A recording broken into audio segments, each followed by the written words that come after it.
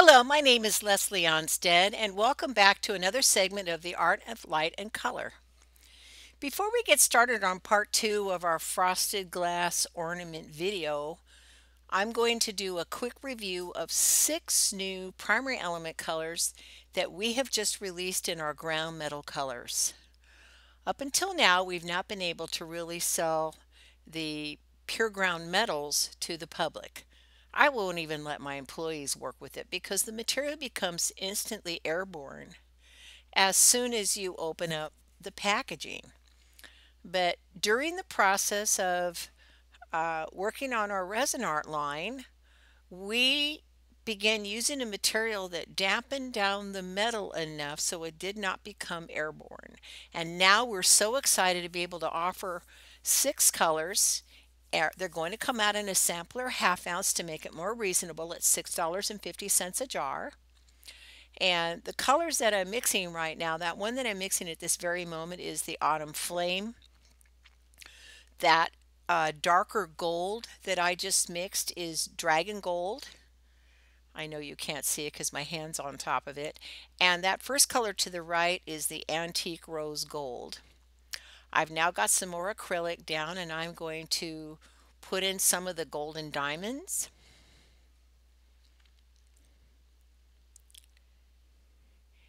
And we'll be mixing up some of the true silver.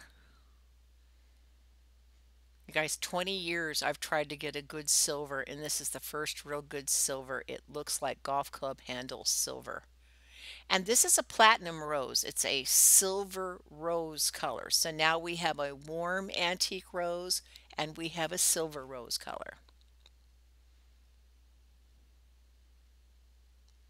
If you notice as I'm mixing the golden diamond, how much more yellow that is. It really is. It's like a yellow diamond. And compared to the dragon gold, they are very, very different. This is the true silver. Gorgeous silver color.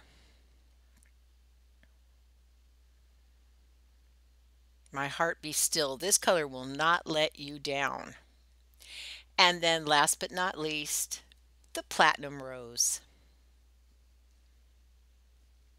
They are available up on our website now at colourarte.com.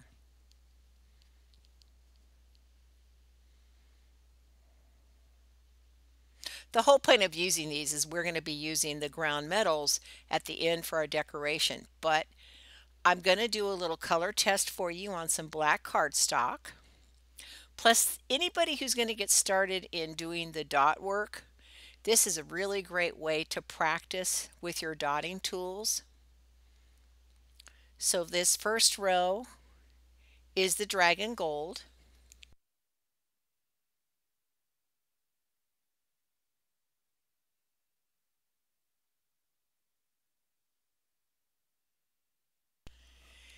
Next color is the antique rose gold.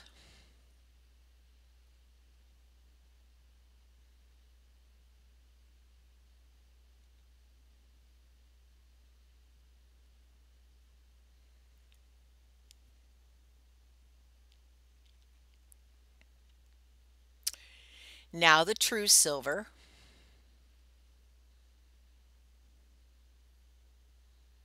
It really does give excellent coverage, I must say.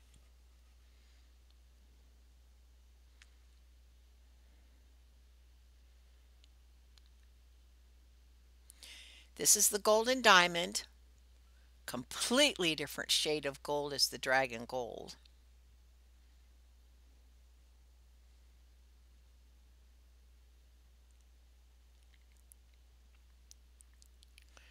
This is the autumn flame, a rich metallic copper. And finally, the platinum rose.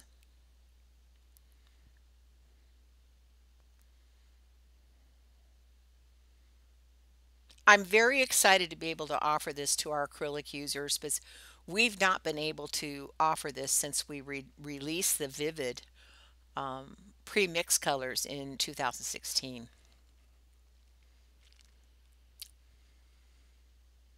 And there you have it.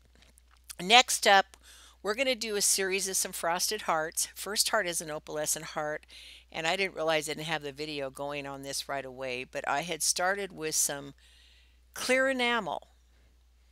Just put some clear, you'll see me pick it up again, on that larger stipple brush. And then I started dusting some of the Bling It interference colors and the Bling It sparkle colors. Wanted to see if I could get a frosted heart look. I'm taking a dry brush and rubbing on some interference violet and then a little bit of the Bling It sparkle gold. Colors that contrast, so as you turn it, they really show up frosted.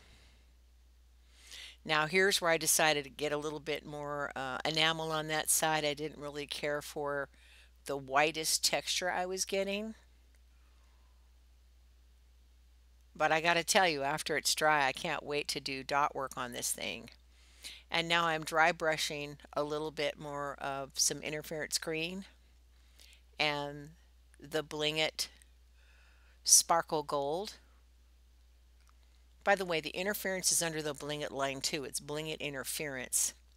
So in that wet brush, I had some interference violet. So this ornament now has violet, green, and gold, which really gives you a nice opalescent look when it dries. Next, we're going to do a teal blue heart. And same kind of method. I'm going to apply some straight, clear, vivid. Just testing every single possibility on here and how to apply the color. I thought, well, maybe I can do a little shortcut and not have to pre-mix my two tones. The base color is actually going to be a blue, but the top color is going to be a deep teal.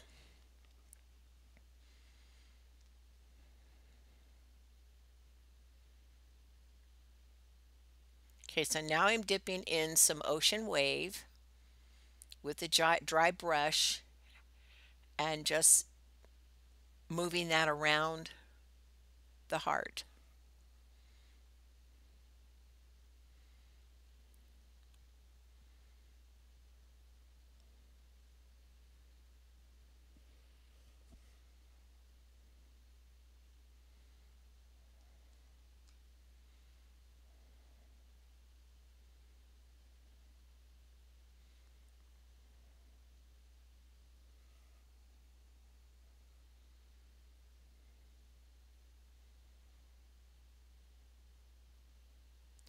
So that's just straight interference green powder.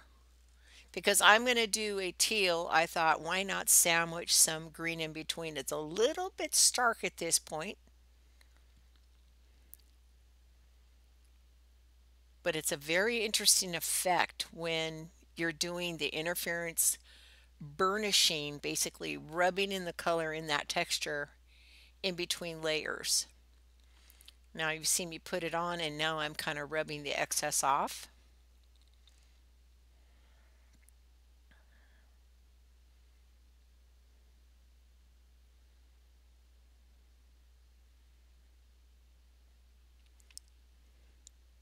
Boy, from the flip side, you can really see the ocean wave coming through.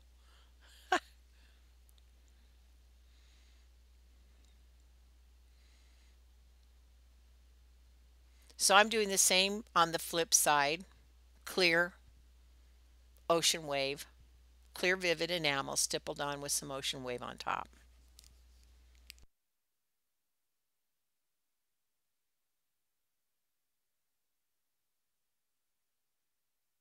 When you dry with the cool setting on your heat gun. You do not want to cook the paint. You're simply trying to dry the paint.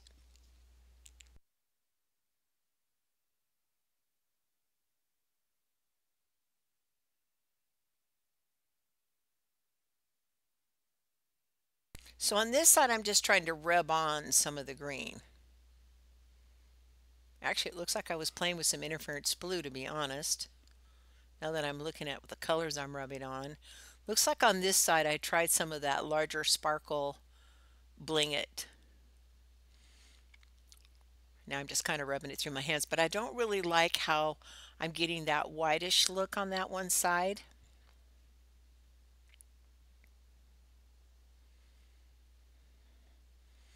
So even though I dipped that brush into the dry powder, you can still see there's some moisture left where I took it and pounced it around in the clear. So I'm just using the residue from that brush, and a little bit of extra enamel that was on my big brush to try to get this side fixed up like the other one.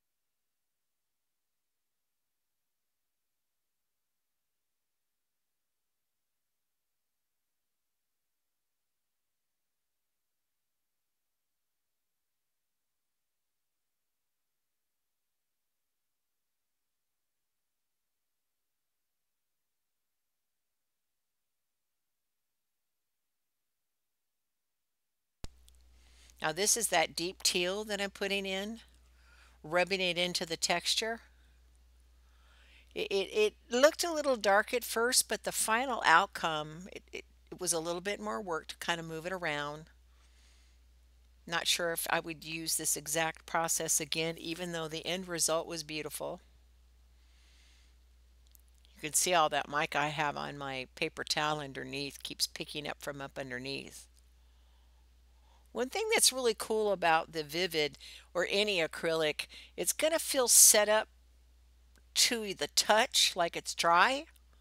But while your acrylic's curing, you still have a chance to do a little bit of burnishing or rubbing in some color and texture. And the acrylic will still grab a little bit. It's going to hold on to anything you put on there because it's still setting up.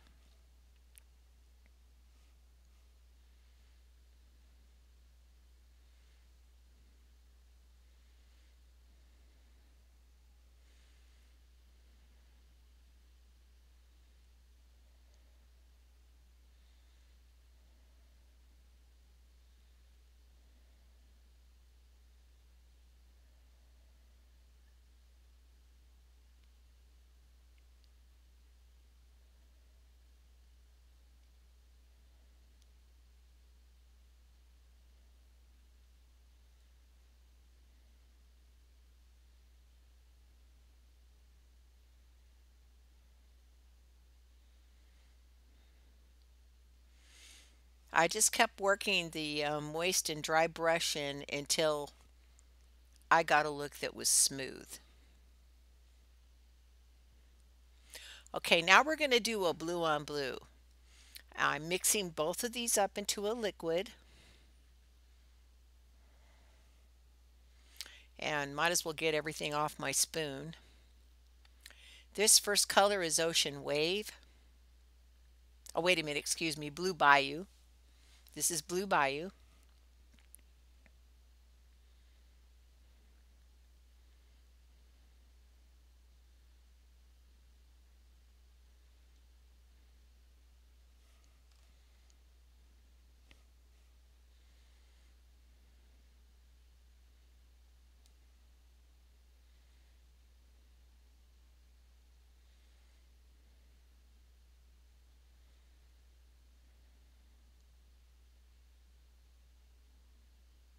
As you can see, the camera's not going to make it look transparency. That's why I put my flashlight over it. It's crazy. This frosted look still has a semi-transparency. Even when we get to the end of this and I've got a second and third layer on there, you're still going to be able to see the light coming through.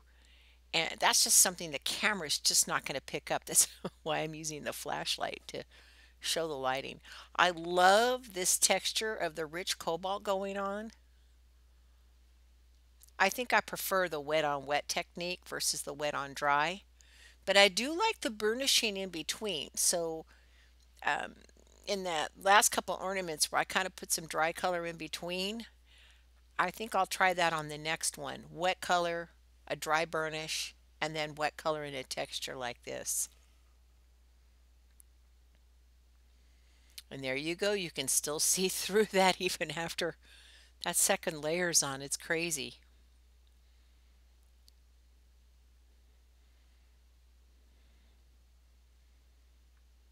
And it's sparkly on the outside.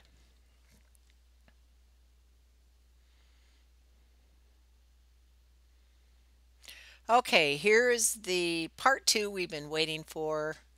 We're going to do the wine and roses and royal orchid colors and do the dotting art on top. So the base coat is royal orchid, a much warmer violet than in the last video.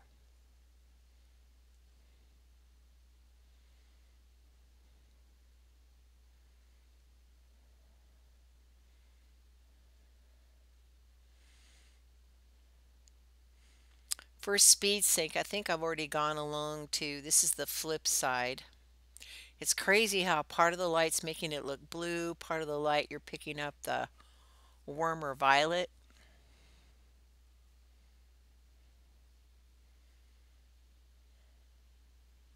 But here's where it starts to look really red. You can see the wine and roses. But don't worry, that base color is still going to show through when it's done. That's the whole point of layering and stippling, because you'll see color through color through color, which adds way more dimension to your work.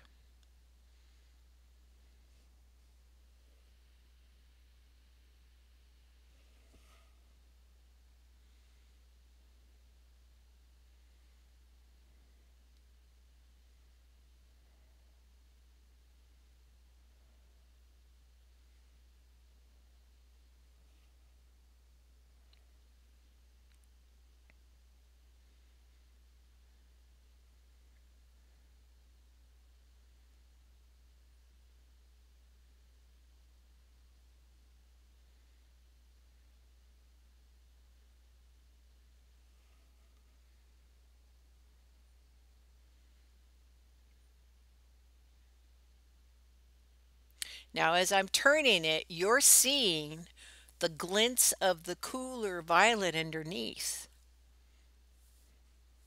I just love the changeability of this color combination.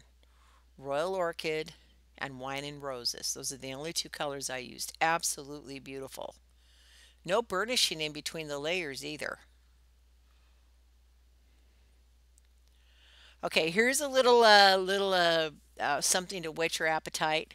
Here's some new mica flakes I've been playing with. I have coming in. We've just ordered them. When they're here, I'm going to let you know, but they are gorgeous. I'm thinking about how these would be great working on geodes or any kind of artwork.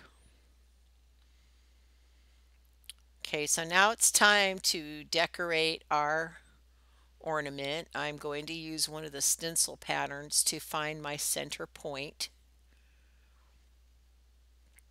with a watercolor pencil, so I can just mark the center, the left, the right, the top, the bottom.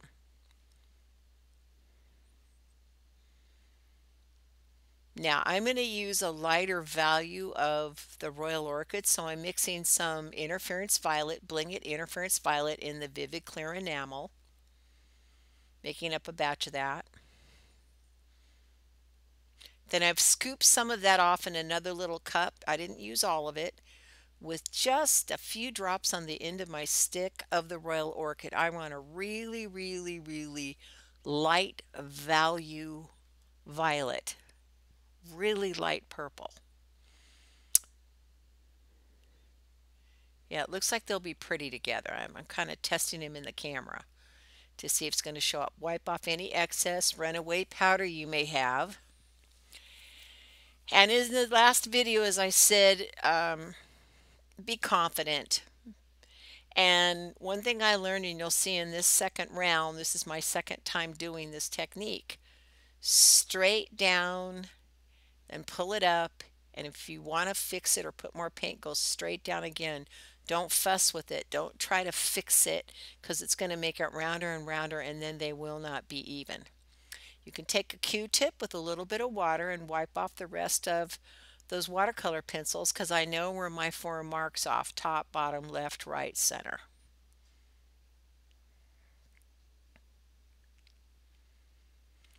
There's 2 types of dotting tools, the ones that come with a little round ball on them, and then the one like I used to make the big gold dot in the middle that's just flat plastic that comes in different widths.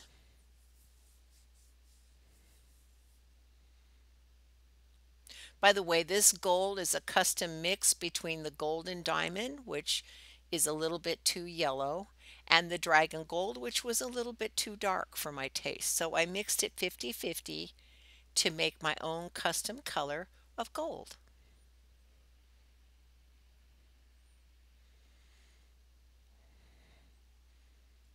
Okay, so now I've got my setter pattern pretty much set out there.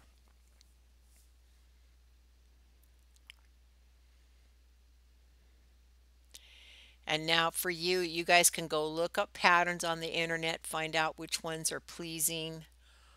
I'm still getting my bearings here and just kind of letting the surface or the piece speak to me.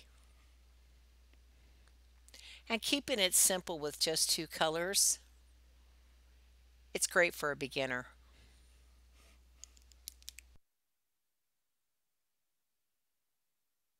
Okay, so here is my Royal Orchid Interference Violet mix. I love how this color turned out. It's perfect on this color of glass.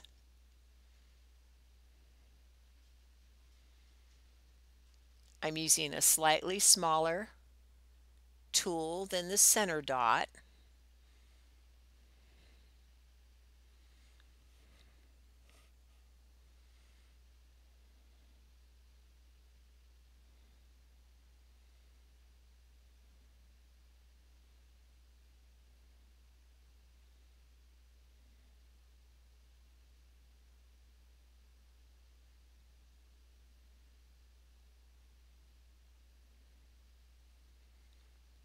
Now here's where I'm beginning to do what they call walk the dog. You make one center dot underneath your larger ball, walk it to the left without adding more paint, then go back to that center dot and walk it to the right. Left then right, or right then left. I think I'm doing right then left on mine. The trick is to go back to that center dot a second time so your piece feels balanced. Otherwise, you risk having it go lopsided.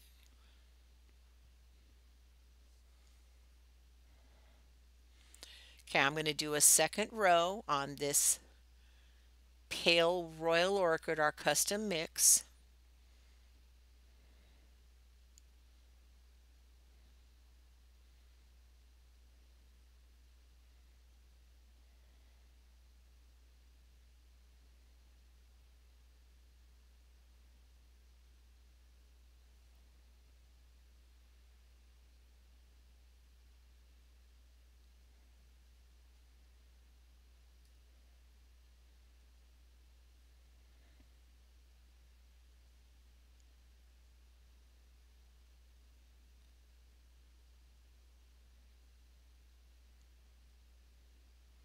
Now I'm adding a little bit of lacing around that gold. I think I'm using the same size dotting tool as I did on the violet though. I didn't go any bigger or smaller at this point.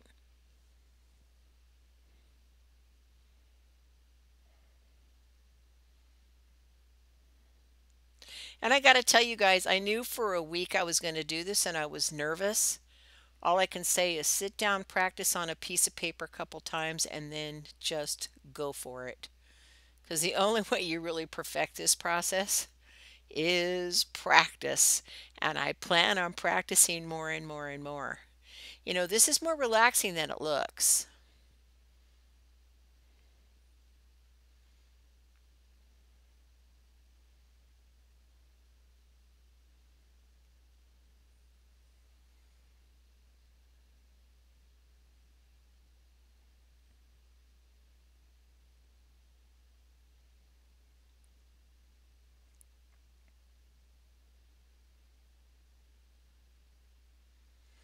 I think I've used a slightly smaller round. I'm progressively getting smaller as I'm doing the larger dots.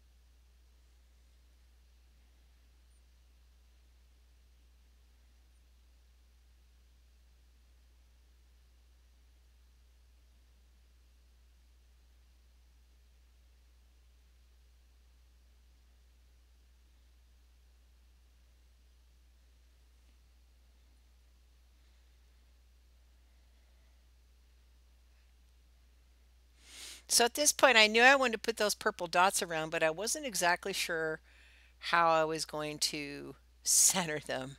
So I had to think about it for a minute.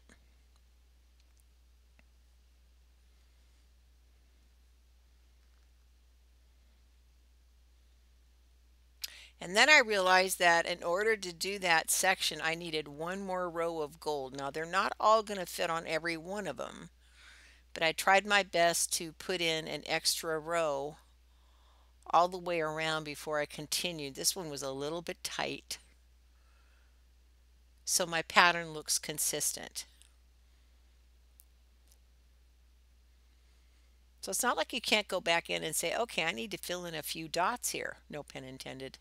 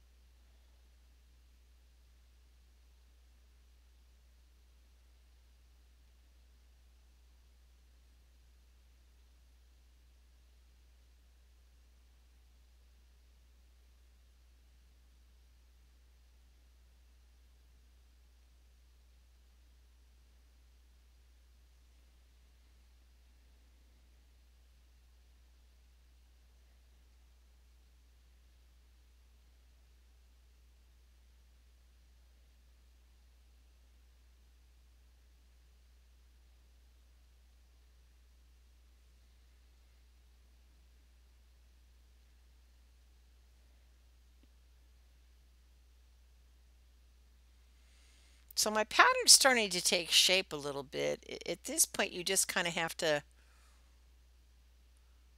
get yourself in the mindset of the design.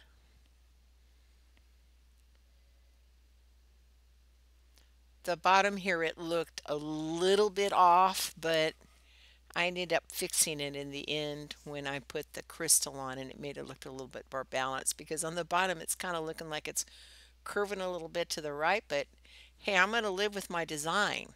This is a custom made ornament that can be used for lots of occasions, but certainly would be beautiful on a tree or maybe hanging in my daughter's room. I know all kinds of kids that love hearts and stars.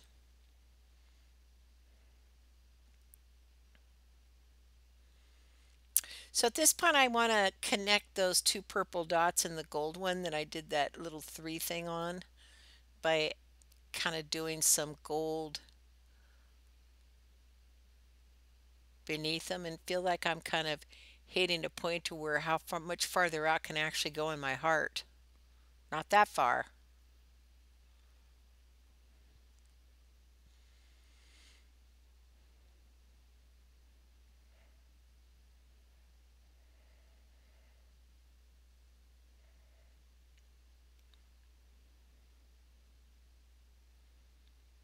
So I'm going to dry this completely because I'm going to put some alternate colors on top of the larger dots. So there's my lighter orchid on top of the gold. Notice how the color's different. It's warming up from the gold beneath because our colors are semi-transparent. So I think it really brings out the dimension of those gold dots and looks very regal, adding a little bit of purple on top.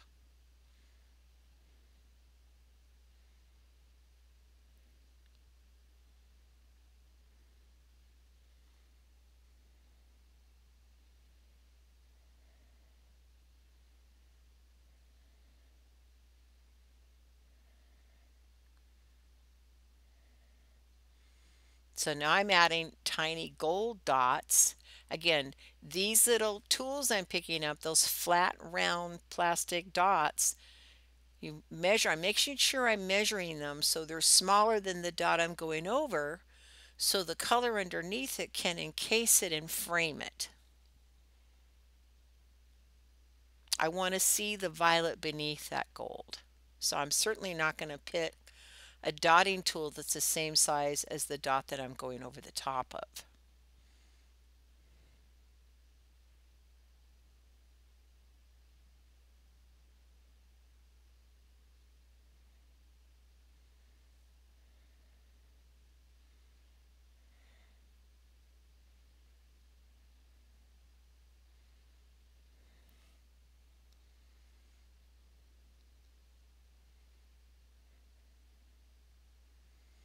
So at this point, I'm just kind of touching up any place where it looks incomplete.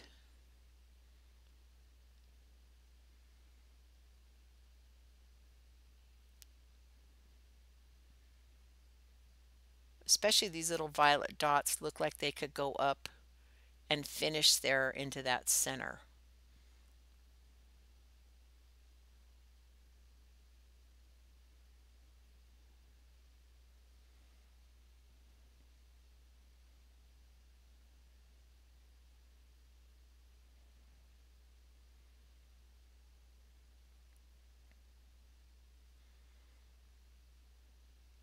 And believe it or not, I decided on one more row. Oh, wait a minute. I think I'd missed the row on that side. I was missing one row on that side. So there you have it, I think, on our dotting. Now we're just going to add a few Swarovski crystals. I went through my whole stash to color match, and I'm not going to bore you with that, but this is a little thumbtack with some crafter's glue, good crafter's glue. And I just taking and picking it up with your fingertip and pushed on. This color is called blush. It's just a very like, I think it's called silk actually.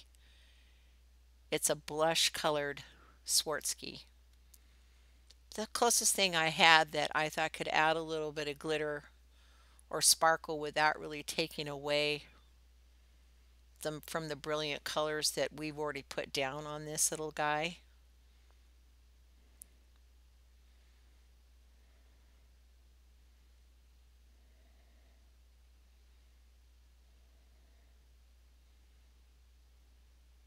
Okay, and to match the gold on the outside, I have these beautiful light topaz. They call it topaz, but they're gorgeous. And they're a bright yellow diamond gold actually is what color they are. I think they're just stunning. And they really pop against the purple, of course.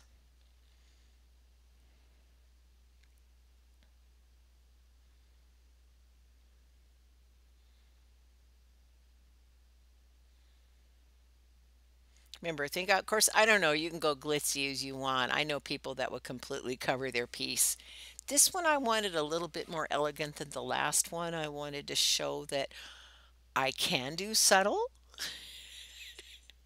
if if anybody believes that.